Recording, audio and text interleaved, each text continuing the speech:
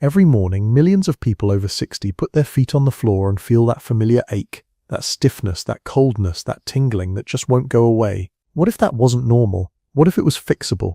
With two things sitting in your kitchen right now, let me ask you something simple. When was the last time your feet felt truly light? Not tired, not swollen, not that strange tingling you've learned to ignore, but actually light, warm and comfortable? If you're struggling to remember, then what I'm about to share with you today might be one of the most useful things you've heard in years. 2 ingredients: peppermint oil and baking soda. That's it. Old doctors, the kind who spent decades watching patients, not just reading textbooks, they quietly mixed these two things together and used them to address 17 different health problems. Not 14, not 10, 17. And I'm going to walk you through every single one of them, starting with the one you came here for. But before we get into the list, I want to stay right here on your feet, because this is where everything begins. After 60, the blood vessels in your legs and feet naturally lose some of their elasticity. The walls get stiffer, the circulation slows, blood that used to move freely starts to pool, hesitate, sit too long in the wrong places. And what does that feel like? Cold feet, even in a warm room, swelling that gets worse as the day goes on, that deep, dull ache in your calves at night, tingling in your toes, a heaviness you just can't shake. Doctors often recommend walking more, drinking more water, elevating your legs, and yes, those things absolutely help. But what doesn't always come up in those conversations, because it doesn't come in a pill or a prescription, is that peppermint oil applied to the feet too has a very specific and well-documented effect on circulation. Here's what actually happens. The menthol in peppermint oil, the active compound that gives it that cooling sensation, it doesn't just feel refreshing, it causes your blood vessels near the skin to dilate, to open up. More space in the vessel means blood flows more freely, warmth starts to return, that pooled blood begins moving again, and when you combine that with a baking soda foot soak which draws out inflammation, softens the skin so the oil absorbs better, and creates an alkaline environment that reduces localized swelling, you get something surprisingly powerful. The method is straightforward: warm water in a basin, not hot, warm, 2 tablespoons of baking soda dissolved in the water, a few drops of peppermint oil, no more than 5, diluted first in a small amount of coconut oil or olive oil. Soak your feet for 15 to 20 minutes. Do this in the evening when circulation is at its lowest from a full day of activity. Within a few days, most people notice their feet feel warmer at night. The tingling starts to quiet down. The heaviness lifts a little. After a week, the difference is often significant enough that people wonder why they hadn't tried this sooner. And honestly, the simplicity is exactly what makes this work. No special equipment, no prescription, just 2 ingredients, a basin of warm water, and 15 minutes of your evening. Now, before we move into the rest of the list, and trust me, some of these are going to surprise you, I want to quickly explain why these 2 ingredients work better together than they do alone, because understanding this changes how you use them. Peppermint oil on its own is potent, almost too potent for sensitive skin without dilution. Baking soda on its own is alkaline and functional, but mild. When you combine them, whether in a foot soak, a paste, or a diluted mixture, the baking soda acts as a carrier that softens the skin and reduces any irritation from the oil, while the oil delivers its active compounds deeper and more effectively. Old healers understood this instinctively. They didn't have scientific papers, they had generations of observation, and what they observed was that this particular combination kept showing up as useful for far more than just tired feet. So let's go through the rest.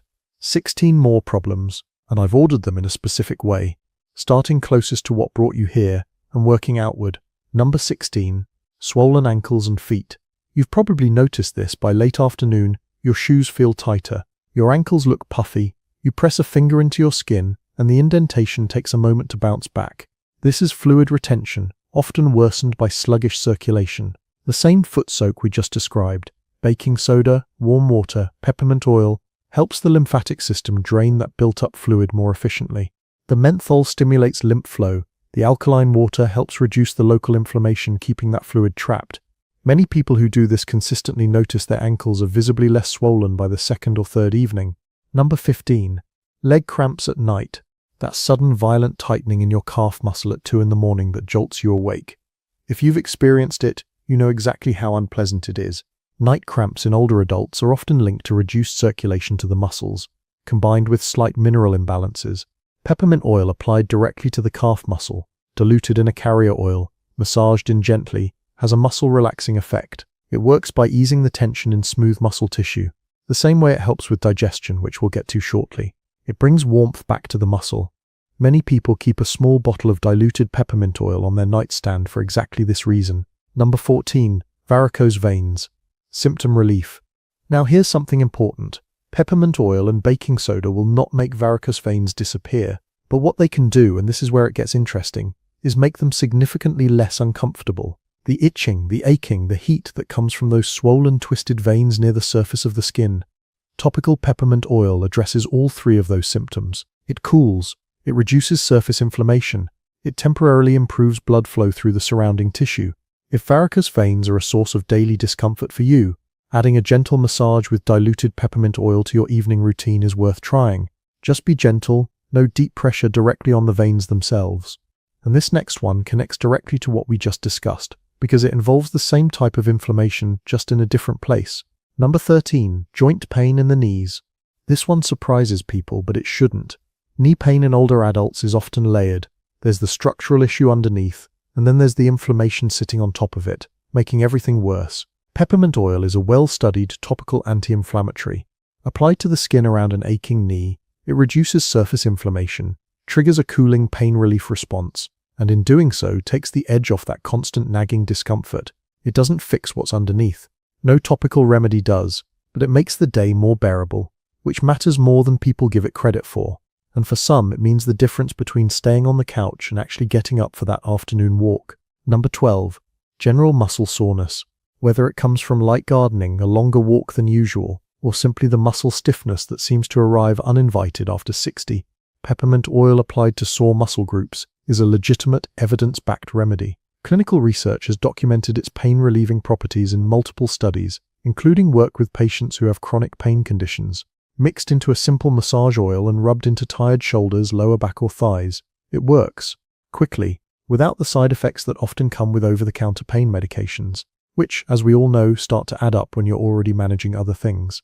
Now here's where we shift away from the muscles and joints, because the next benefit might save you from reaching into that medicine cabinet more often than you'd like.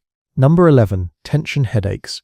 This is one of the most clinically supported uses of peppermint oil, and also one of the most underused. A well-known clinical trial from a neurological research center in Germany found that peppermint oil applied to the forehead and temples performed comparably to a standard over-the-counter pain reliever for tension headache relief. Think about that for a moment. A natural oil, 2 or 3 drops diluted and gently rubbed into the temples, working at the same level as a common painkiller. For people over 60 who are already managing multiple medications and want to reduce their load wherever safely possible, this is worth knowing. Number 10. Nausea. Whether it's motion sickness, post-meal discomfort, or that vague queasiness that seems to have no clear cause, inhaled peppermint oil has documented effects against nausea. A 2020 clinical trial found that inhaling peppermint oil significantly reduced the frequency, duration, and severity of nausea in patients recovering from heart surgery. You don't need anything fancy. A few drops on a tissue held near the nose for slow, calm breathing. That's often enough. Keep it in your bag, keep it on the nightstand. It's one of the most discreet and immediate natural options available for this particular problem. Number 9. Mental fatigue and poor concentration. Here's something most people don't know about peppermint oil, and honestly this one fascinated me when I first came across it. It crosses into the nervous system through inhalation, and it has a measurable effect on cognitive alertness. Studies involving participants who inhaled peppermint aroma before cognitive tasks showed improved performance, better mood, and reduced mental fatigue compared to those who didn't. For someone in their 60s or 70s who feels that familiar afternoon fog, that slow, sluggish feeling where thinking feels like pushing through mud, 5 minutes of slow, calm inhalation of peppermint oil can shift the state noticeably. It's not a stimulant, it's more like a gentle reset, like opening a window in a stuffy room. Number 8. Bloating and gas. We're moving now into the territory where peppermint has its strongest scientific backing, and where you might start to realize this little bottle can do a lot more than you thought. The research on peppermint and the gastrointestinal tract spans decades and multiple institutions. The mechanism is clear. Menthol relaxes the smooth muscle of the intestinal wall. When intestinal muscles are less tense, trapped gas moves more freely, bloating eases, and that uncomfortable pressure under the ribs or across the abdomen dissipates. For older adults who experience bloating regularly, especially after meals, the method here is crucial because essential oil doesn't dissolve in water. Drinking it raw can actually irritate your throat and stomach. Instead, brewing a strong cup of high-quality peppermint tea, or taking a specialized enteric-coated peppermint capsule before eating, delivers that active menthol safely and directly to your gut. It can make a meaningful difference within days. Number 7. Heartburn and indigestion. Baking soda's role here is well established. It is literally recognized as an effective antacid. A half teaspoon dissolved in a full glass of water, consumed slowly after a meal, neutralizes excess stomach acid effectively. What's less discussed is the timing. Taking it too soon after eating can interfere with natural digestion. Waiting 30 to 45 minutes and then drinking it slowly. That's the approach that works without disrupting the digestive process. One thing worth mentioning, if you're watching your sodium intake because of blood pressure or heart conditions, check with your doctor before making this a daily habit. That's not a warning, it's just being smart about it. Number 6. Mouth inflammation and gum health. This is a combination that makes perfect sense once you understand the properties involved. Baking soda is mildly abrasive.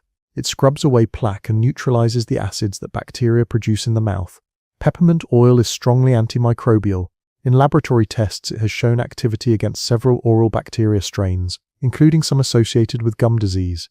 Together, as a simple rinse, a pinch of baking soda dissolved in water with a single drop of peppermint oil, they form a mouthwash that many traditional healers used long before commercial products existed. For people dealing with mild gum sensitivity, bad breath, or early signs of gum recession, this is a low-cost addition to the daily routine that many people find genuinely helpful. And now we're crossing into territory that most people never associate with peppermint oil or baking soda, but the research is there, and it's worth your attention. Number 5. Skin irritation and surface inflammation. Peppermint oil diluted in a carrier, coconut oil, olive oil, almond oil, and applied to irritated, itchy or inflamed patches of skin, provides relief through 2 pathways at once. The cooling sensation from menthol interrupts the itch signal at the nerve level, providing immediate comfort. The anti-inflammatory compounds in the oil begin addressing the underlying irritation beneath the surface. Baking soda paste, made simply by mixing baking soda with a small amount of water into a thick consistency, is a traditional remedy for insect bites, rashes, and minor skin irritation that has been used across cultures for well over a century. Together, they cover both the symptom and the source. Number 4. Immune support. Now, I want to be straightforward with you here, because honesty builds trust, and that matters more to me than making a dramatic claim. Peppermint oil in laboratory studies has shown activity against certain viruses and common bacterial strains. These are findings from controlled lab settings, not large-scale human trials. So the language here should be careful. What we can say honestly is that peppermint oil contains compounds that, in those controlled settings, have disrupted the function of certain pathogens. Whether that translates fully to everyday immune function through topical or aromatic use is still being studied, but used as part of a broader healthy routine, not as a replacement for medical care. It has a reasonable place, and sometimes reasonable is exactly what you need. Not a miracle, just one more good habit in your corner. Number 3. Kidney health and alkalinity. This one belongs to baking soda specifically, and the evidence here is stronger than most people expect.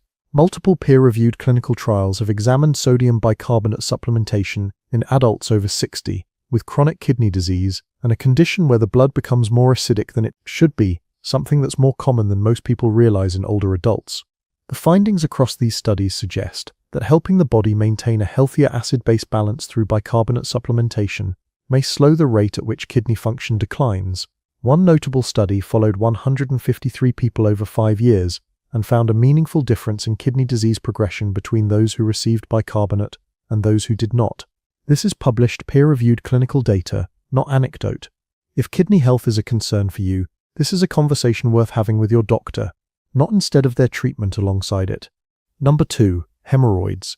Discomfort relief. Let me be honest here, the way a good doctor would be honest with a patient he actually cares about. Peppermint oil will not eliminate hemorrhoids. Nothing topical will. But if you've lived with the itching, the burning, the constant low-level discomfort, diluted peppermint oil applied carefully to the external area provides real, measurable relief from those specific symptoms. The menthol cools. The anti-inflammatory action calms the irritated tissue. The discomfort does not disappear, but it becomes significantly more manageable. Combined with a baking soda sitz bath, warm water, 2 tablespoons of baking soda, 15 minutes, many people report this is the most comfortable they have felt during a flare-up, without reaching for any pharmaceutical cream. And that comfort, that relief from a problem people rarely talk about openly, that's not a small thing. That's quality of life. And number 1, irritable bowel syndrome. This is where the evidence is strongest, most consistent, and most thoroughly documented.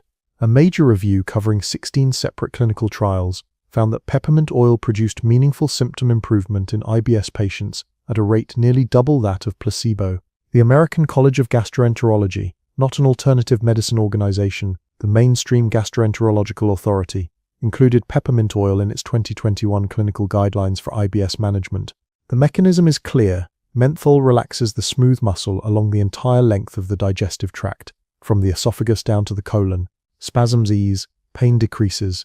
The unpredictable urgency that makes IBS so disruptive to daily life, it quiets.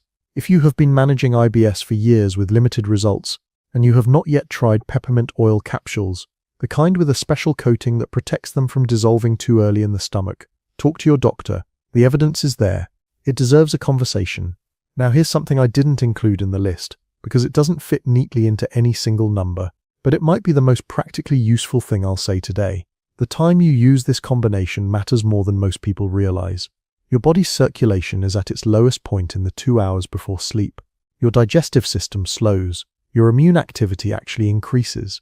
Nighttime is when repair happens. Using peppermint oil and baking soda in the evening, specifically in that window between dinner and sleep, means you are working with your body's natural rhythm instead of against it. The foot soak after dinner, the diluted oil on tense muscles before bed, the baking soda water if the evening brought heartburn, the mouthwash rinse as part of the night routine. None of these take more than a few minutes.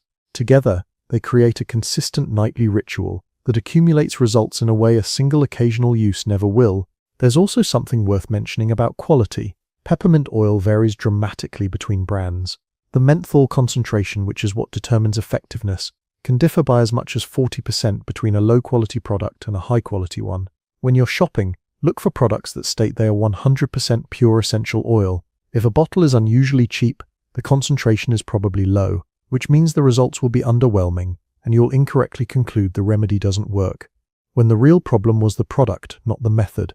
And one more thing about baking soda that almost nobody mentions.